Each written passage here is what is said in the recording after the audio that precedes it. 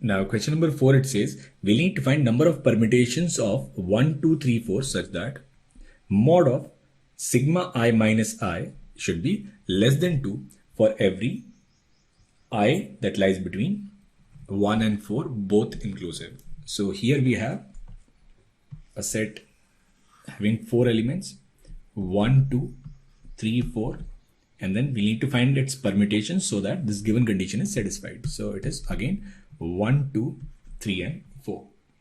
First we look at when the value of I is 1. So it will be simply sigma 1 minus 1 is less than 2. So here I'll get minus 2, sigma 1 minus 1 is less than 2.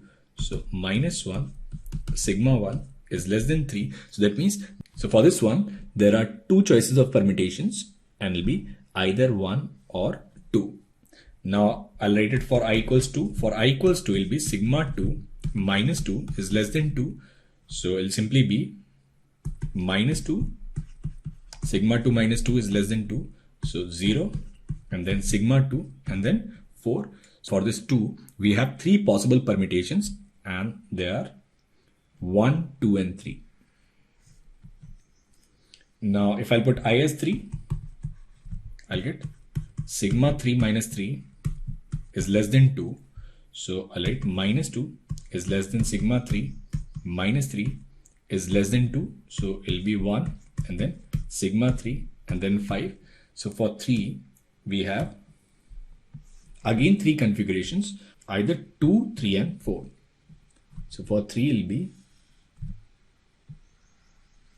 either 2, 3 and 4. And finally for I equals 4, I can write sigma 4 minus 4 is less than 2. So minus 2 is less than sigma 4 minus 4 is less than 2. So 2 is less than sigma 4 is less than 6. So here there are two values which are possible for sigma 4 and they are 3 and 4. So for this 4, we have two choices. So it will be either 3 or 4. Now, how many permutations are possible? So for this one, we have two choices. Either will be 1 or 2. For this 2, we have 3 choices, 1, 2 and 3. Now for 3, we have again 3 choices, 2, 3 and 4. And for 4, we have 2 choices, that is 3 or 4. So we'll consider first case when 1 is mapped to 1 and suppose 4 is mapped to 4.